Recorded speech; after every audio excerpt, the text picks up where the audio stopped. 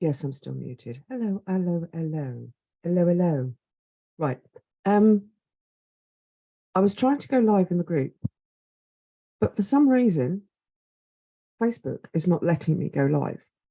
So I'm going to yabber a bit here while I go back into the Facebook group and just let them know that it will be recorded and I'll post something else in a minute. But what I wanted to talk about today is, essentially what I've been talking about all week, which is how people pleasing can sometimes be absolutely paralyzing. And it becomes that way because you're trying to make a decision about, say, when to go grocery shopping. Yeah. And because of all of the other people in your life that you're constantly considering ahead of yourself, this doesn't happen, just doesn't happen. So actually, I know what I can do. I can randomly post the link to this meeting in my Facebook group because this is a Zoom call. But yeah, so it's kind of like this paralyzing thing comes over some of my clients when they get so stuck about making decisions. So let's get back to this grocery shopping idea. Now, imagine all of the things that you need to consider before you go grocery shopping. Yeah. Now, for a people pleaser, this is going to be things like, is there someone to watch the kids? Shall I take the dog with me? Shall I go in the car or on the bike? How much do I actually need to shop? Do I have a list? Yeah. And those are what most people think of. But when it comes to people pleasing, I don't know why I can't type and speak at the same time. Right. Actually, I better do it at everybody on this, don't I? At everyone. See if I can do it. Will it let me? Yeah. Okay, so that's posting. So people pleasers, in addition to all of this usual stuff, they also start thinking about, am I abandoning my kids in the care of someone else? Am I not allowing a certain person to make choices with the groceries that I buy? Is this a good time for everybody else on the flipping planet for me to go grocery shopping? Now, when I was the mother in a 4-person family, I tried really hard to get over this by doing my shopping online. And then, I'd say to everybody, oh, I'm now doing the shopping. If there's anything you want, let me know. And I would work overtime to pay for the bill because it was totally impossible for me to say no. No, you can't have that, or no, we can't afford it. So I would work and work and work. At the same time, we were renovating our home. And, all of that stuff, all of that, other people, staff, was what stopped me from actually getting in a car and going shopping. I mean, thank goodness for grocery shopping. Let me explain with another example.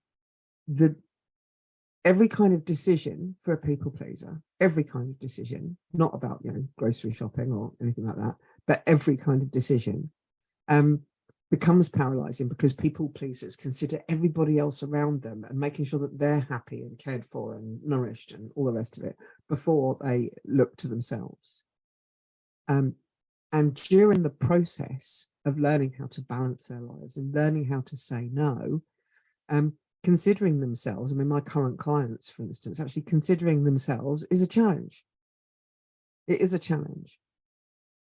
But now that they've made that choice to do something, they can, actually really seriously do it, even if it's with me standing behind them saying, look, stop making that young person a packed lunch. They don't need you to do that. They can make their own.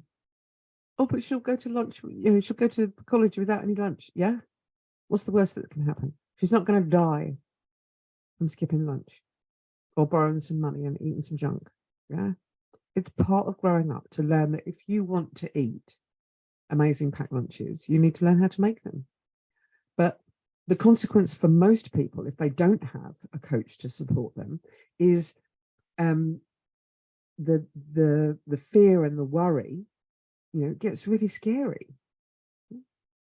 So I guess what I'm inviting you to do is to you look at my post from Monday, for instance. It's got a little diagram there of all of the people that you need around you, that you need in your life. Now, some of those examples, you might find 2 or 3 of those examples inside one of your friends. So it's not that you need 7 or 9 or however many people there are. Yeah.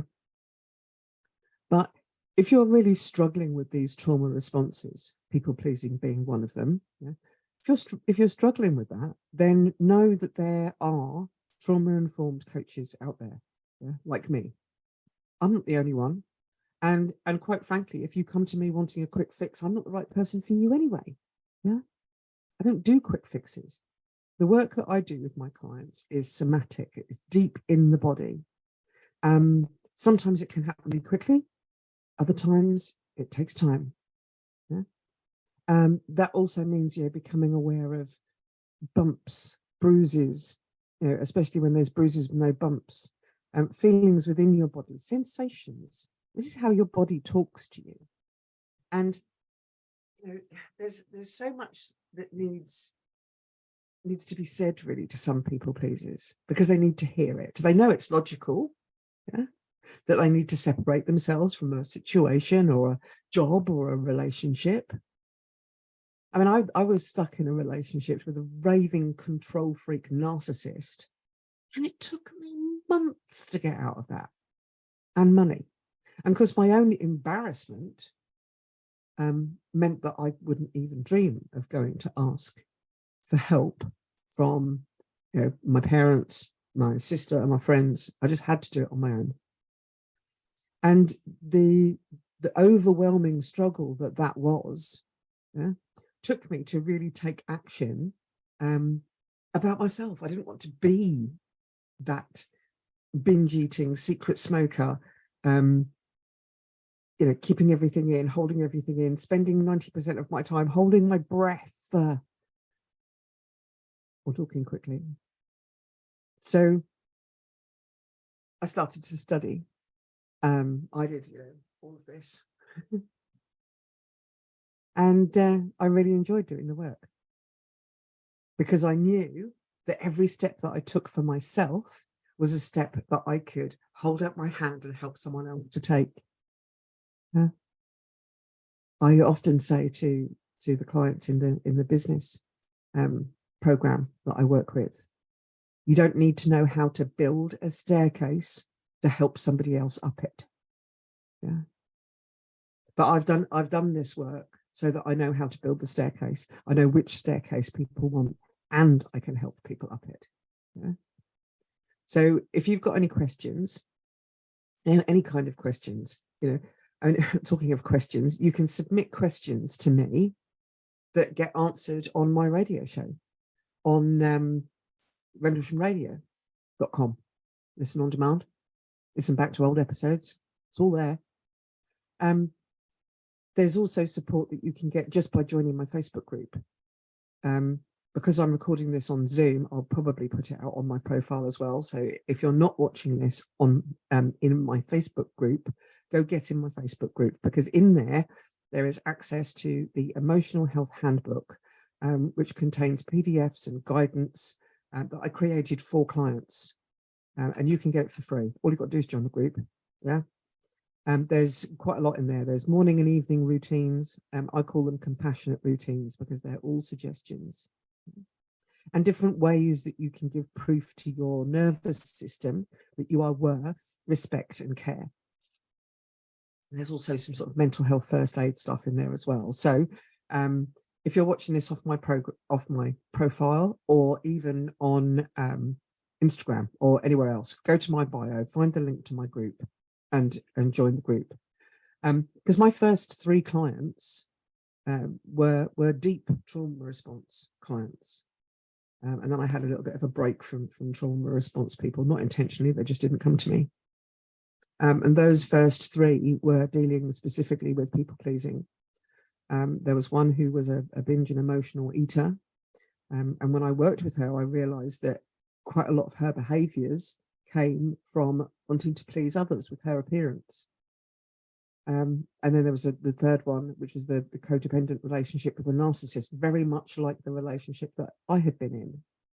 So, on the face of things, all of those issues sound totally different.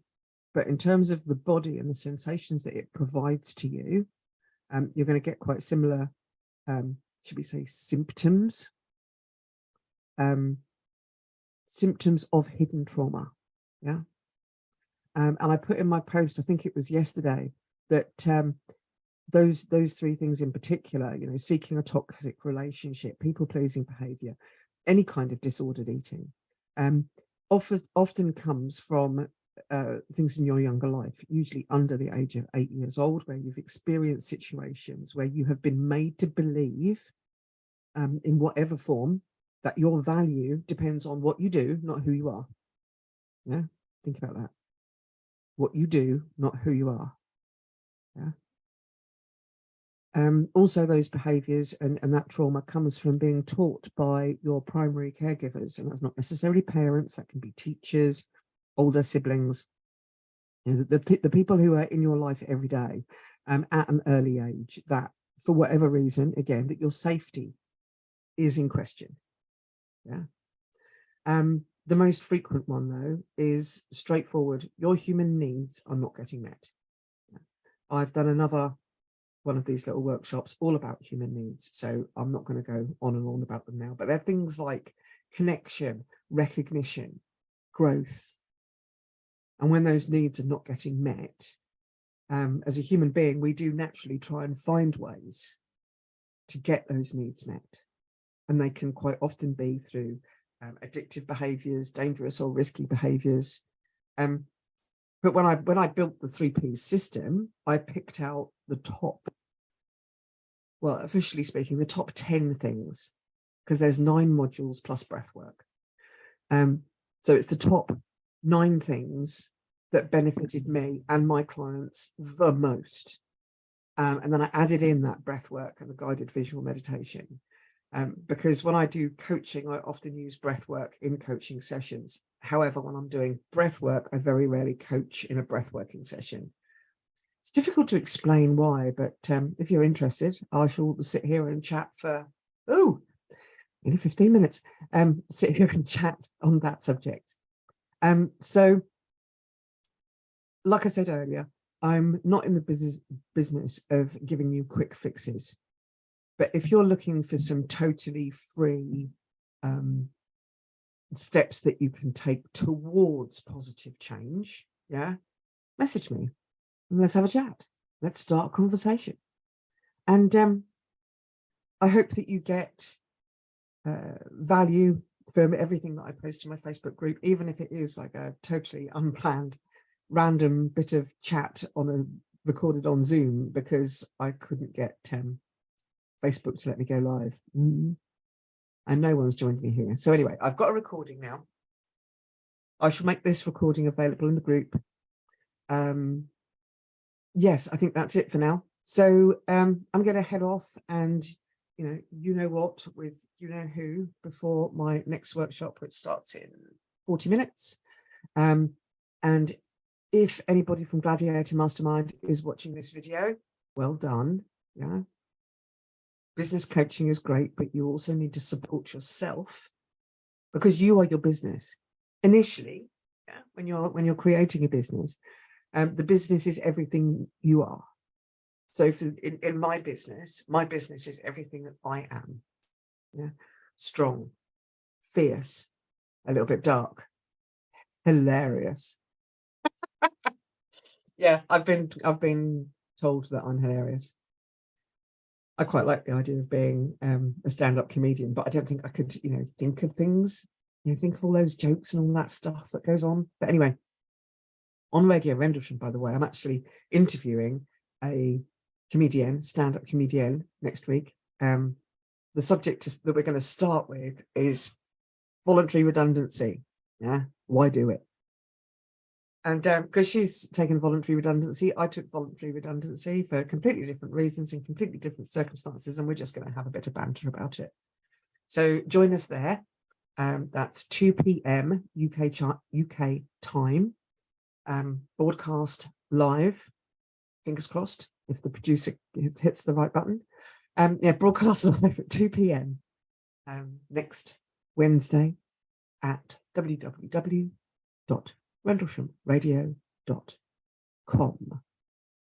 And if you've got any kind of, what do we call them, agony aunt type questions, submit them through that Facebook, through that web page on the contact us form, or just send me a message. Yeah, however your questions get to me, they will all be completely anonymized so that nobody knows who's asking the question, and then we'll get some answers for you. So I'm off, out there in the sunshine. Absolutely gorgeous. I hope you're having a wonderful day wherever you are, and I shall see you all soon. Bye for now.